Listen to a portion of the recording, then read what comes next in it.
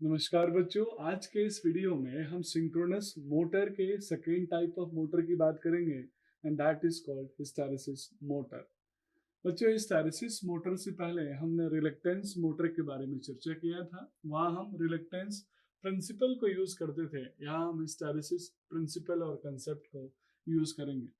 बच्चों, अभी तक आपके नज़र में हिस्टैरिसीस लॉस जो कि कोर लॉस यानी कांस्टेंट लॉस का पार्ट है, वो अभी तक नेगेटिव वर्ड ही था, लेकिन यहाँ आप समझेंगे कि कैसे हम हिस्टैरिसीस लॉस और एडी करंट लॉस की वजह से एक मोटर को भी ऑपरेट कर सकते हैं। तो सिंक्रोनस मोटर का सेकेंड टाइप ऑफ जो मोटर है, स्पेशली सिंगल फेज की मैं बात कर रहा हूँ, that is called hysteresis motor. Hysteresis motor normally hysteresis loss से जो इंड्यूस्ड होता है, हमारे हिस्टैरिसीस लॉस और उसकी वजह से जो एडी करंट लॉस, उसी के इम्पैक्ट की वजह से ये काम करता है। नॉर्मली इस मटेरियल को हम इस मोटर को बनाते समय कुछ स्पेशल पैरामीटर्स का ध्यान रखते हैं। सबसे पहला और स्पेशल पैरामीटर होता है इसका rotor side. Rotor side normally हम ferromagnetic material with non magnetic, मैं साफ्ट के रिस्पेक्ट में बोल सकता हूँ कि नॉन मैग्नेटिक सपोर्ट साफ्ट को हम यूज करते हैं। आइए हम सबसे पहले हिस्टैरिसीस मोटर के कंस्ट्रक्शंस को समझते हैं। हिस्टैरिसीस मोटर के 5 बेसिक कंपोनेंट्स मैंने आइडेंटिफाई किए हैं। सबसे पहला है स्टेटर, दूसरा है स्टेटर की सिंगल फेज वाइंडिंग, तीसरा रोटर, रोटर में कोई वाइंडिंग हम नहीं करते हैं, shaft as well as shading coil. एक एक करके हम समझेंगे। कंस्ट्रक्शन में हम सबसे पहले बात करेंगे बच्चों स्टेटर का। तो सिंगल फेज हिस्टैरिसीस मोटर का यानी सिंक्रोनस मोटर के टाइप का जो हिस्टैरिसीस मोटर का स्टेटर डिजाइनिंग है, स्टेटर में हम देते तो सिंगल फेज वाइंडिंग है, लेकिन जैसा हमें पता है सिंगल फेज वाइंडिंग में पल्सेटिंग फील्ड डेवलप होता है, ना कि रोटेटिंग फील्ड। इसीलिए सिंगल फेज वाइंडिंग को हम स्प्लिट कर देते हैं दो पार्ट में, just like single phase induction motor means main winding as well as auxiliary winding. बच्चों, मेन और ऑक्सिलरी वाइंडिंग को डेवलप करने का और पोल्स को शेड करने का या फिर किसी और मैकेनिज्म को यूज करने के पीछे पर्पस यही है कि हम सिंगल फेज पल्सेटिंग वाइंडिंग को रोटेटिंग वाइंडिंग में कन्वर्ट कर सके। अब हम रोटर की बात करेंगे। तो हिस्टैरिसीस मोटर में जो रोटर हम बनाते हैं वो सेम एज मैग्नेटिक मटेरियल का बनाते हैं, और ध्यान रखते हैं कि मैग्नेटिक मटेरियल में उस मटेरियल को हम प्रीफर करें जिसके अंदर हाई हिस्टैरिसीस लॉस की प्रॉपर्टी हो।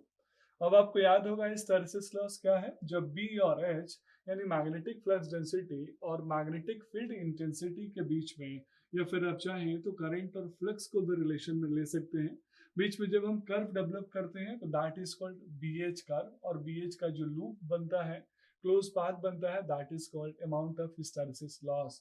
तो हिस्टैरिसीस लॉस को ध्यान में रखते हुए हम कुछ स्पेशल मैग्नेटिक मटेरियल को चूज करते हैं, जैसे एग्जांपल में बोल सकता हूँ क्रोम, या फिर कोबाल्ट स्टील, या फिर एल्निको, या फिर उसका अलॉय। इस तरीके से हिस्टैरिसीस लॉस हाई करेंगे, और हाई करने के लिए मैंने जैसे बताया कि आप बीएच कर्व ड्रॉ करके एनालाइज कर सकते हैं, जिसका बीएच लूप बड़ा है उसमें हिस्टैरिसीस लॉस हाई है। यहाँ सेम एज अदर यानी रिलक्टेंस मोटर की तरह रोटर में कोई वाइंडिंग नहीं करते हैं, लेकिन एक चीज और हम चेंज करते हैं कि हम रिलक्टेंस मोटर की तरह यहाँ रोटर में कोई टिप्स नहीं बनाते। जैसे हम रिलक्टेंस मोटर में नॉन सैलिएंट यानी नॉन यूनिफॉर्म एयर गैप के लिए हमने नॉन सैलिएंट फीचर्स अडॉप्ट किया था, टिप्स बनाया था। यहाँ पे ऐसे टिप बनाने की हमें जरूरत नहीं है, यानी हम सिलेंड्रिकल पोर्शन को प्रीफर कर सकते हैं। बच्चों, एक चीज और यहाँ ध्यान दीजिएगा कि रोटर में हम हाई रेसिस्टेंस की वैल्यू अडॉप्ट करेंगे, ताकि कहीं ना कहीं एडी करंट लॉस के इफेक्ट को हम चाहे तो एज पर नीड मिनिमाइज कर सकते हैं। अब इस आप कंस्ट्रक्शनल डायग्राम को देखेंगे। ये कंस्ट्रक्शनल डायग्राम आपके हिस्टैरिसीस मोटर का फ्रंट व्यू है।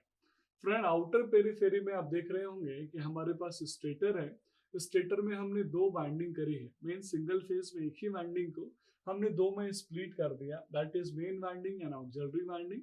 अब ये मेन और ऑक्सिलरी वाइंडिंग ही उस सिंगल फेज पल्सेटिंग फील्ड को रोटेटिंग फील्ड में कन्वर्ट करेगा। अगर आप रोटर साइड को देखेंगे तो कैसे रोटर और स्टेटर के बीच में एयर गैप को अगर हम अवॉइड करें, तो रोटर में हमने क्रोम स्टील यूज किया है। सेंटर में आपको आसानी से साफ्ट दिख जाएगा।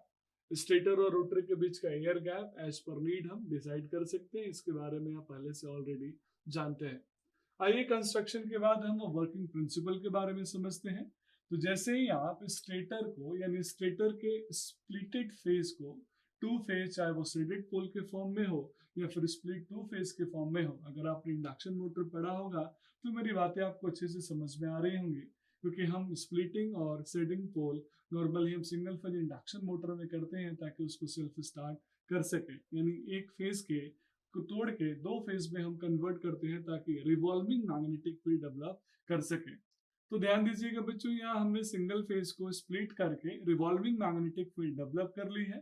वो रिवॉल्विंग मैग्नेटिक फील्ड आपके मैग्नेटिक जो भी मैग्नेटिक मटेरियल चूज करके आपने रोटर बनाया है उस रोटर में एडी करंट को इंड्यूस्ड कराएगा। हमने वहां सिलेक्शन करते समय ध्यान रखा था कि रेसिस्टेंस की वैल्यू हायर रखें, और हायर रेसिस्टेंस होने की वजह से रोटर के अंदर हाई स्टार्टिंग टॉर्क प्रोड्यूस होगा, क्योंकि स्टार्टिंग रेसिस्टेंस अगर रेसिस्टेंस हाई है तो टॉर्क हायर होता है। आपने इंडक्शन मोटर के टॉर्क स्लिप कैरेक्टरिस्टिक्स में भी ऑलरेडी पढ़ा हुआ है। मींस हिस्टेरेसिस लॉस और एडी करंट लॉस के इम्पैक्ट की वजह से मेरा रोटर रोटेट करना स्टार्ट कर देगा और धीरे धीरे स्पीड इंक्रीज होगा और वो सिंक्रोनस स्पीड के पास अचीव कर लेगा, मीन सिंक्रोनस स्पीड को अचीव कर लेगा। तो अगर हम इस मोटर के प्रैक्टिकल एप्लीकेशन को ध्यान में रखते हुए मैं अगर two permanently set field poles के रिस्पेक्ट में अगर मैं स्पीड को कैलकुलेट करूं तो ये 50 हर्ट्ज फ्रीक्वेंसी के लिए 3000 आरपीएम तक ऑपरेट कर लेगा, यानी इस स्पीड को वो आसानी से अचीव कर लेगा। तो बच्चों हिस्टेरेसिस मोटर जस्ट इमेजिन कीजिए, अभी तक जो हिस्टेरेसिस लॉस था उसी हिस्टेरेसिस लॉस की वजह से, उसी एडी करंट लॉस की वजह से ये अभी हिस्टेरेसिस टॉर्क यानी अपने स्टार्टिंग टॉर्क को डेवलप कर रहा है। आइए बच्चों हम हिस्टेरेसिस मोटर के डिफरेंट टाइप्स को समझ लेते हैं। सबसे पहला है cylindrical hysteresis motor. Cylindrical hysteresis motor के पीछे कंसेप्ट सिर्फ इतना सा है कि बाकी स्टेटर की डिजाइनिंग तो सेम होगी, लेकिन इसका रोटर सिलिंड्रिकल डिजाइन का होगा, सिलिंड्रिकल रोटर होगा, और इसलिए हम इसको सिलिंड्रिकल हिस्टेरेसिस मोटर बोलते हैं। डिस्क हिस्टेरेसिस मोटर आप आसानी से देख सकते हैं। डिस्क हिस्टेरेसिस मोटर के नाम से ही समझ में आ रहा है कि इसका जो रोटर का शेप होगा वो डिस्क टाइप होगा, means it has annular ring shape disc. तो इस वजह से हम इसको इस डिस्क हिस्टेरेसिस मोटर बोलते हैं। Circumferential field hysteresis motor. Circumferential field hysteresis motor में हम एक नॉन मैग्नेटिक मटेरियल का रिंग सपोर्ट करते हैं, यानी रिंग बनाते हैं, और उस रिंग में हम जीरो मैग्नेटिक परमिएबिलिटी डेवलप करने की कोशिश करते हैं, इसीलिए हम इसको सर्कमफ्रेंशियल फील्ड हिस्टेरेसिस मोटर भी बोलते हैं। अगला है axial field hysteresis motor. Axial field hysteresis motor normally same उसी इनफाइनाइट मैग्नेटिक परमिएबिलिटी कंसेप्ट को यूज करने वाला मोटर है।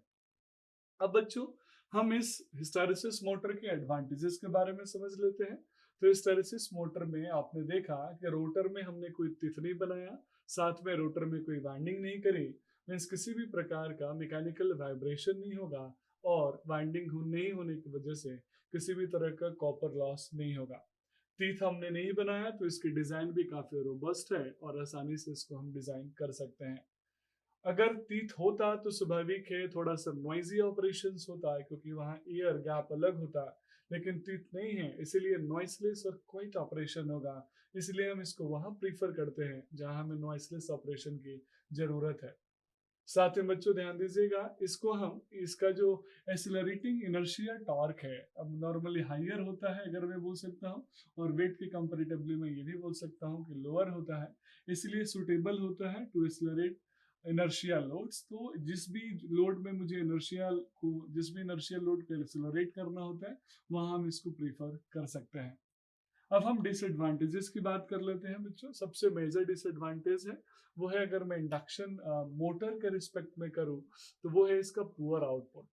इस मोटर की जो आउटपुट कैरेक्टरिस्टिक्स है, जो आउटपुट पावर रेटिंग है, उससे आप एनालाइज कर सकते हैं कि इसका आउटपुट काफी पुअर है, और इसी वजह से इसकी एफिशिएंसी भी काफी पुअर होती है, लो होती है।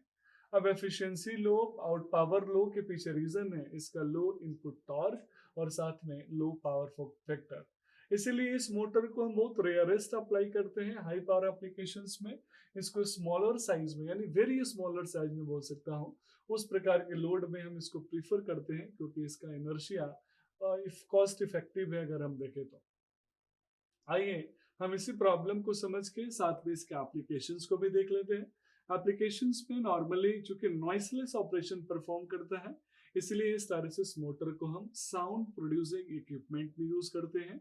जहां साउंड बनाना हो, जहां साउंड रिकॉर्ड करना हो, मीन साउंड रिकॉर्डिंग इंस्ट्रूमेंट में भी हम इसको यूज करते हैं। जो हाई क्वालिटी के रिकॉर्ड प्लेयर्स होते हैं, जिनकी कॉस्टिंग थोड़ी ज्यादा होती है, जिसमें नॉइसलेस ऑपरेशंस हमें परफॉर्म करना होता है, वहां पे हम इस हिस्टैरिसीस मोटर को प्रीफर करते हैं।